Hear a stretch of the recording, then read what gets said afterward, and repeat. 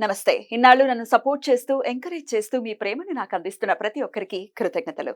అలాగే ఈ వీడియో కూడా ఖచ్చితంగా మీకు ఉపయోగపడుతుంది. లైక్, షేర్ అండ్ సబ్స్క్రైబ్ చేసి మీ సపోర్ట్‌ని నాకు అందించండి. అలాగే ఈ వీడియో పట్ల మీకున్న అభిప్రాయాన్ని కామెంట్ సెక్షన్‌లో కామెంట్ చేసి తెలియజేయండి. ఇప్పుడు వీడియోని చూద్దాం. నమస్తే. Welcome to our channel. నేను పద్మిని. ప్రస్తుతంతో పాటు ప్రముఖ ఆధ్యాత్మికవేత్త, నారీసేన ఫౌండర్, దత్త ఉపాసకురాలు శ్రీమతి లతా దత్త గారు మనతో పాటు ఉన్నారు. మాట్లాడదాం. నమస్తే అక్క. నమస్తే రాజయ్య గురుదత్త. శ్రీ గురుదత్త. ముందుగా మీకు గురు పౌర్ణిమ శుభాకాంక్షలు. నీకు మన రెడ్ టీవీ సబ్స్క్రైబర్స్ అందరికీ కూడా గురు పౌర్ణమి శుభాకాంక్షలు. ఆ గురు కృప అందరి మీద ఉండాలి, అలాగే ప్రతి ఒక్కరి జీవితంలో కూడా గురు అనుగ్రహం ఉండాలి అని కోరుకుంటున్నాను. Thank you. You looking stunning. Great compliment. Thank you. నిజంగా వెరీ బ్యూటిఫుల్. చాలా అందంగా ఉన్నారు ఈ రోజు. ఏమిటి పూర్ణిమ స్పెషలా? అవును, గురు పౌర్ణమి స్పెషల్. స్వామివారిని అలంకరిస్తాం కాబట్టి నేను కూడా అంతే అలంకరించుకున్నాను. లేదు అసలు మొత్తం రివర్స్ అవుతుంది. అందం అంతా కూడా మన మీద మిర్రర్ ఎఫెక్ట్ లో రిఫ్లెక్ట్ అవుతుంది. అంతే, స్వామి కృప. బ్యూటిఫుల్. ఇక గురు పూర్ణిమ ఆషాఢ మాసంలో వచ్చేటటువంటి పౌర్ణిమని వ్యాస పూర్ణిమ అని, గురు పూర్ణిమ అని అనటం మనందరికీ తెలిసిందే. అయితే వ్యాస మహర్షి గురించి మాట్లాడుకోనటువంటి రోజు ఉంది అని అంటే అది వ్యర్థమైపోయినట్టు రోజు అని ఖచ్చితంగా అనుకోవచ్చు. అవును, వేస్ట్ అయింది డే అని. ఎందుకంటే అష్టాదశ పురాణాలని మన కోసం శ్రమ కోర్చి రాసి ఇచ్చి ఆయన చేసినటువంటి సేవ అనితర సాధ్యం. ఆ ఋషి రుణం ఖచ్చితంగా తీర్చుకోవాలి. ఇలా ఆయన పుట్టినరోజుగా కూడా చూస్తారు, లేదంటే అష్టాదశ పురాణాలని కంప్లీట్ చేసిన డేగా కూడా ఈ పౌర్ణిమని చూస్తారు. కాబట్టి మరి చెప్పటక్క గురు పౌర్ణమిని ఎలా చేస్తున్నారు, పీఠంలో ఎలా చేస్తున్నారు, ఎలా వినియోగించుకోవాలి? అందున అది 21వ తారీఖు రాబోతోంది. అగైన్ 3 సంఖ్య. 21 ఆదివారం వెలుగు. చెప్పండి. అయితే అదే రోజు ఈశ్వరుడు ఆదియోగిగా కూడా, అంటే సప్తఋషులకి జ్ఞానాన్ని అందించినటువంటి రోజు కూడా అదే రోజుగా చెప్పబడతారు. ఓ అద్భుతం. అయితే దక్షిణామూర్తిగా ఆదియోగిగా ఆదిశంకరాచార్యులకి, తర్వాత ఆ పరంపర కొనసాగించింది కూడా ఆదిశంకరాచార్యులు.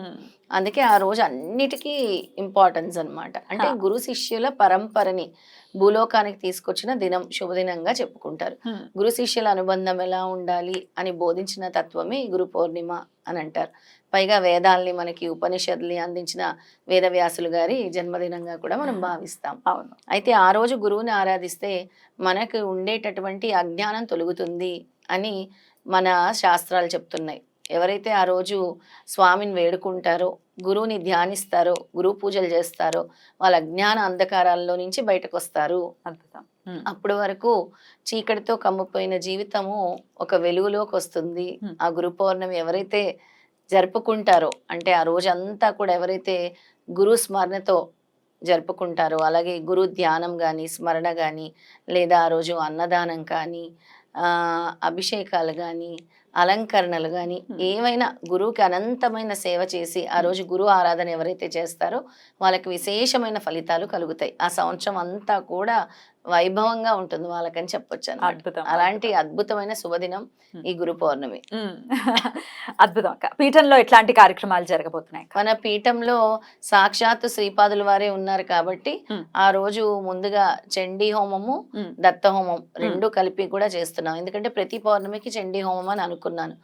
ప్లస్ గురు పౌర్ణమి కాబట్టి గురువుకి సంబంధించిన దత్తాత్రేయ హోమం కూడా ఆ రోజు చేస్తున్నాం. ఇక ఉదయము 1,00,000 తులసితో విష్ణుమూర్తి 1000 నామాలతో మనం అర్చన చేస్తాం. 1000 నామాలు చదువుతూ అర్చన చేస్తాం 1,00,000 తులసితో. తర్వాత పుష్పాభిషేకం చేస్తాం సాయంత్రం స్వామివారికి. శ్రీపాద శ్రీవల్లభులకి పుష్పాలతో నింపేయాలని నా కోరిక. పుష్పాభిషేకం చేయాలని, అన్ని రకాల పుష్పాలతో కూడా ఆయనకు అభిషేకం చేయాలి. పుష్పాభిషేకం వచ్చిన ప్రతి ఒక్క భక్తులు కూడా చేసుకోవచ్చు పుష్పాభిషేకం. ఆ విధంగా శ్రీపాద శ్రీవల్లభ స్వామి అష్టోత్తరం చదువుతూ పుష్పాభిషేకం చేయాలని. తర్వాత మనకి గురుపాదుక పూజ, అసలు గురుపాదుక పూజ ఎలా చేయాలి అనేది కూడా ఆ రోజు అక్కడ జరుగుతూ ఉంటుంది అనమాట. గురుపాదుక పూజ, గురు ధ్యానం, సిద్ధమంగళ స్తోత్రం జరుగుతుంది. సిద్ధమంగళ స్తోత్రంతో ప్లస్ శ్రీపాద శ్రీవల్లభ స్వామి అష్టోత్తరంతో పుష్పాభిషేకం జరుగుతుంది. ప్రత్యేకంగా చండీ కూడా చేస్తున్నాము, చండీ హోమం చేస్తున్నాము. దత్తాత్రేయ హోమం కూడా చేస్తున్నాం ఆ రోజు, Okay. నిర్వహిస్తున్నాం. అక్కడికి డైరెక్ట్ గా రాదలుచుకున్న వాళ్ళు రావచ్చు. అయితే ఈ చండీ హోమానికి సంబంధించి ఎట్లా పార్టిసిపేట్ చేయాలంటే ఎలా? చండీ హోమంలో కానీ దత్తాత్రేయ హోమంలో కానీ పార్టిసిపేట్ చేయాలంటే ముందుగా మనతో రిజిస్ట్రేషన్ చేసుకోవాలి. మ్. సమయం ఉంది కాబట్టి ముందుగానే మనం ఈ మ్. చెప్తున్నాం అందరికీ కూడా తప్పకుండా. రిజిస్ట్రేషన్ చేసుకోవాలి. మ్. చేసుకున్న తర్వాత అక్కడికి వచ్చిన తర్వాత హోమ ద్రవ్యాలన్నీ మనమే ఇస్తాం. మ్. స్వయంగా 3 యాజ్ఞికులు ఉంటారు, మ్. వాళ్ళు 3 కూడా నిర్వహిస్తూ ఉంటారు హోమం. మ్.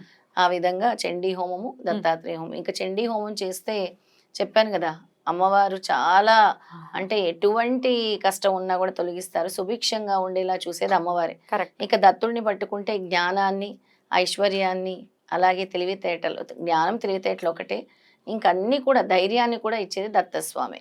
ఇవ్వండి అది ఇది అని ఏముంటుంది. అన్నీ ఉంటాయి, అన్నీ ఉంటాయి అన్నమాట. అద్భుతం. ఇక ఈ అర్చన పుష్పాభిషేకంలో పాల్గొనాలంటే చాలా తక్కువ రుసుము ఉంటుంది. అది కూడా మన దగ్గర రిజిస్టర్ చేసుకుంటే సరిపోతుంది. ఓకే. అసలు ఈ క్రతువుల్లో ఎట్లాంటి కార్యక్రమంలో పాల్గొనాలన్నా ఒకసారి కాల్ చేస్తే మరిన్ని డీటెయిల్డ్ గా వివరాలన్నీ ఇవ్వటం జరుగుతుంది. ఇవ్వటం జరుగుతుంది. Hmm. ఇక ఆ రోజు విశేషంగా అన్నప్రసాదం, ఎందుకంటే ఎక్కడెక్కడి నుంచో కూడా వస్తూ ఉంటారు. Hmm. లాస్ట్ టైం మనకి పీఠం ఇనాగ్రేషన్ రోజు కూడా నిజామాబాద్ నుంచి వచ్చారు, కరీంనగర్ నుంచి వచ్చారు. దగ్గర వాళ్ళందరూ కూడా వస్తారు కాబట్టి వాళ్ళందరికీ ప్రతి ఒక్క భక్తులకు కూడా ప్రసాద వితరణ ఉంటుంది. అన్నదాన కార్యక్రమం, అన్నప్రసాద కార్యక్రమం ఉంటుంది. అక్క, ఇక ఆషాఢ మాసంలో ఆదివారం అంటే అద్భుతమైనటువంటి పండగ తెలంగాణ రాష్ట్రంలో బోనాల పండగ కదా. చాలా పెద్ద పండుగ. అసలు ఎంత వైభోగంగా జరుగుతుందంటే మాటల్లో చెప్పలేము. అసలు అమ్మవారిని అలంకరణ గాని, అసలు ప్రతి ఒక్క ముత్తైదు చక్కగా అలంకరించుకుని బోనం ఎత్తుకొని వస్తూ ఉంటే అందం వర్ణించలేము. అది దట్ ఈస్ షోయింగ్ గ్రాటిట్యూడ్. అంటే అమ్మవారికి తిరిగి మనం ఏంటంటే, అమ్మ మనల్ని చల్లని చూపుతో మనల్ని కాపాడుతుంది కాబట్టి అమ్మ చల్లని చూపు మన అందరి మీద ఉండాలని ఈ ఆషాఢంలో ఎటువంటి వ్యాధులు సోకకుండా, ఈ వర్షాల వల్ల ఎటువంటి ఇదివరకు ఈ డెంగ్యూలు, కలరాలు, చికెన్ గున్యాలు ఎక్కువ వచ్చేది, ఎక్కువ కలరా వచ్చేది వర్షాలు పడుతున్నప్పుడు. వీటన్నిటి నుంచి కూడా కాపాడేది అమ్మవారి. అందుకే ప్రతి ఊర్లో కూడా గ్రామదేవత పూజలు చేస్తూ ఉంటారు. ఆషాఢంలో మనం ప్రత్యేకంగా హైదరాబాద్ లో అందరూ కూడా అమ్మవారికి కృతజ్ఞతలు తెలుపుకోవటానికి ఈ బోనాల పండుగని నిర్వహిస్తారు. అద్భుతం. అది పౌర్ణమి నాడు వస్తోంది ఆదివారం కాబట్టి ఇంకా అసలు మాటల్లో చెప్పలేము. రెండు హడావిళ్ళు. గురు దేవాలయాలు, గురు పౌర్ణిమ, అమ్మవారి దేవాలయాలు కిటకిటలు ఆడిపోతాయి. అసలు అందరూ కనులారా వీక్షించాలి. అవును, వెళ్ళి గుళ్ళకి వెళ్ళి. అద్భుతం. అయితే నేను అందరినీ కూడా మన పీఠానికి స్వాగతిస్తున్నాను. గురు పౌర్ణమి వేడుకలకి అందరు ఎక్కడ వాళ్ళైనా రావచ్చు. వెల్కమ్ మన పీఠానికి. శ్రీపాదుల వారికి వచ్చి చక్కగా మీరందరూ కూడా పుష్పాభిషేకం చేసుకోవచ్చు, అలాగే 1,00,000 తులసితో అర్చన చేసుకోవచ్చు, అలాగే హోమాల్లో పాల్గొనదలిచాలన్నా కూడా కాల్ చేయొచ్చు, లేదా ఊరికే చూడాలన్నా కూడా రావచ్చు.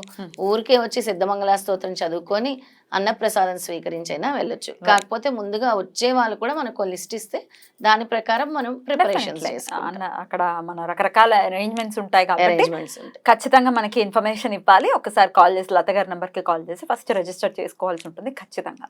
రైట్.